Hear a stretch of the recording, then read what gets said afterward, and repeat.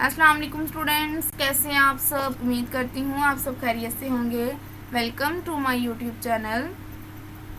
Students, आज हम just ये डिस्कस करेंगे कि हाँ, ये केमिकल फार्मूला को हम किस तरह राइट करेंगे और इसके बाद एक टॉपिक। कल के लेक्चर में हमने इसको डिस्कस किया था, इसके कुछ रूल्स को डिस्कस किया था।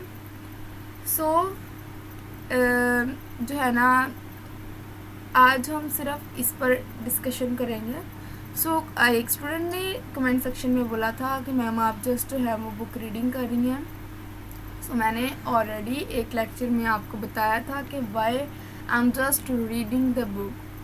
मैं सिर्फ और सिर्फ बुक रीड नहीं कर रही, आपको कंसेप्ट भी दे रही हूँ। ठीक है, कंसेप्ट देने का मतलब ये है कि आपको बेटे, जब आप लोग जस्ट नोट्स की हद तक रह जाते हैं ना, जब आपको बोर्ड यूज़ करवा दिया जाता है, या फिर बेटे मैं भी ऐसे कर सकती हूँ। ठीक है, मैं भी शॉर्ट फॉर्म में कीवर्ड्स लिख के आपको जस्ट एक्सप्लेन करके रफ़ा दफ़ा कर सकती हूँ, बट ऐसा नहीं है। मुझे एक लेक्चर रिकॉर्ड करने में भी उतना ही टाइम लगता है जितना उनको।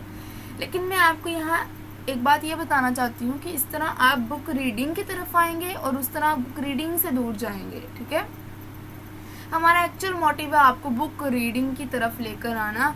मैं आपको बुक से पढ़ाती इसलिए हूँ कि आप बुक की तरफ वापस आ जाएं। जो आप रजिस्टर्स, की पॉइंट्स, इनकी तरफ भागे हुए थे, वापस आ जाओ। ठीक है, और मैंने हमेशा यही कोशिश की है कि आपके कंसेप्ट इधर से ही क्लियर हो जाएं। ठीक है, आपके पास एक बुक है ना, बुक ही सब कुछ है।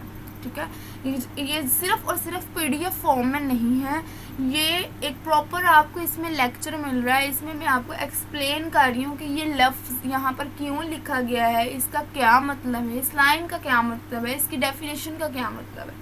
ठीक है, मेरा मोटिव जो है वो यही है कि आपको बुक रीडिंग और सेल्फ असेसमेंट की तरफ लेकर आऊँ। ठीक है, अब देखें, आपको अगर इस तरह किसी भी पॉइंट की समझ नहीं आती तो आप बताएं मुझे, ये आपका राइट है। ठीक है, थैंक यू सो मच, आपने सजेस्ट किया कि हम इसको मज़ीद बेटर करेंगे इंशाल्लाह।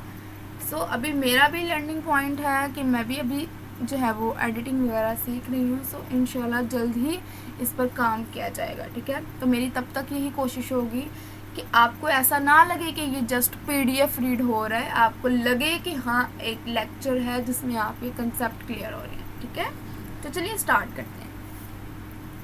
स्टूडेंट्स, कल का लेक्चर में थोड़ा सा आपको रिवाइज करवाना चाहूँगी कि कल हमने क्या पढ़ा था। कल हमने पढ़ा था कि केमिकल फार्मूला क्या होता है, केमिकल फार्मूला को लिखते कैसे हैं। अभी मैं आपको बताती हूँ उसके कुछ चंद पॉइंट्स के हमने क्या पढ़ा था कि केमिकल फार्मूलाज को किस तरह लिखते हैं। चलिए उस पेज पर चलते हैं। ये ना दो वेज थे जिस तरह हम केमिकल फार्मूला को लिख सकते हैं। सबसे पहले तो उन्होंने कहा था कि जो हमारे पास ना सिंबल होते हैं, ये आपको मैं दिखाती हूँ। ये ना दो सिंबल होते हैं इस तरह, एक कंपाउंड दो सिंबल होगी, दो सिंबल में एक पॉजिटिवली चार्ज होगा और एक नेगेटिवली चार्ज होगा। ये भी हमें क्लियर हो गया। और एक बात याद रखनी है, पॉजिटिव जो था वो कहाँ होगा, लेफ्ट साइड पे, और नेगेटिव कहाँ होगा, ऑन द राइट साइड। ठीक हो गया। अब हमने फिर second step, most important step, के इनकी वैलेंसीज को क्रॉस एक्सचेंज करवाना था। वैलेंसीज को क्रॉस एक्सचेंज कैसे करवाना था, ये +1 है और ये -2 है, तो हमने इसका -2 उठाना है यहाँ से और इसको लेकर आना है यहाँ पर। ठीक है, इसके नीचे, और इसका +1 उठाना है और यहाँ पर लेकर आना है। ये हो जाएगा फिर -2। ठीक है, और ये हो जाएगा +1। ठीक है, अब मेन काम आपने क्या करना है, बहुत से स्टूडेंट्स को ये जो है वो कन्फ्यूजन होती है, आपकी बुक पे भी मेंशन नहीं है कि अब यहाँ पर इन साइंस का क्या करना है। बेटे यहाँ पर आपने अमिशन करा देनी है इन साइन की, यानी ख़त्म करा देना है ये साइन। इन साइन से हमें कोई मतलब नहीं है। तो ये बन जाएगा NaSO Na2SO।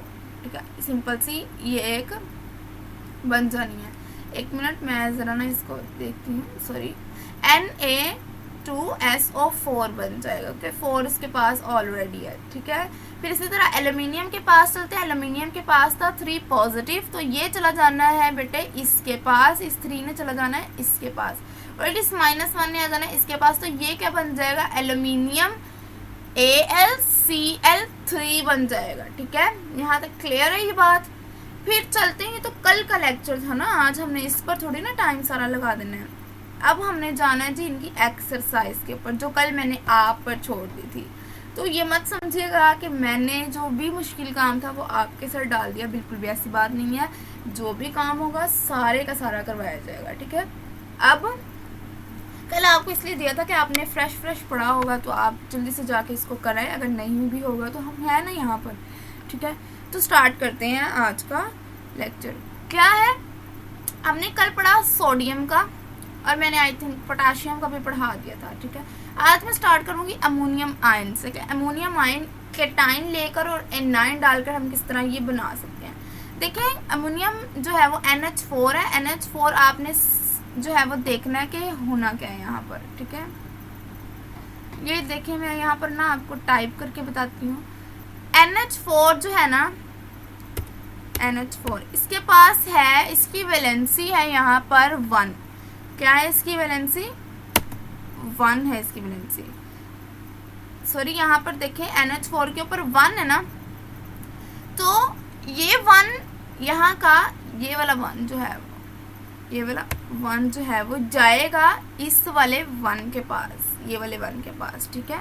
तो क्या होना है यहाँ पर, ये भी 1 है, ये भी 1 है, यहाँ का 1 इधर आ गया, यहाँ का 1 उधर चला गया, ऐसे ही हो रहा है।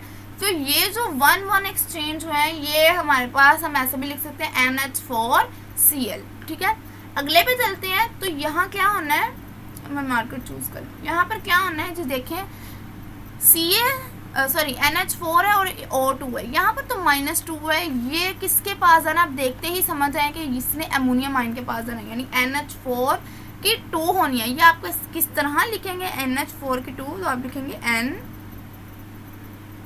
NH, एक मिनट मुझे ना वो सिलेक्ट करने दें, टाइपिंग। यहाँ पर देखिए मैं कैसे लिख रही हूँ,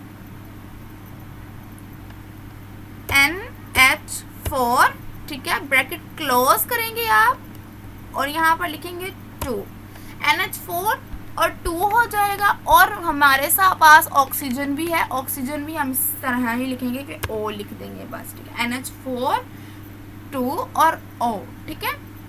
फिर अगर नेक्स्ट चलेंगे तो नेक्स्ट में क्या आएगा, यहाँ पर NH4 है यहाँ हमारे पास, और यहाँ पर हमने क्या देखा, NO3। तो इसका भी 1 है, इसका भी 1 है, इसका मतलब एज इट इज लिखा जाएगा कि NH4, ठीक है, और NO3, ठीक है। NH4 और NO3 एज इट इज लिखा जाएगा। अगले वाला भी इस तरह NH4 2SO4 ये लिखा हुआ है। फिर कैल्शियम का कैसे है, Ca2 है, ठीक है।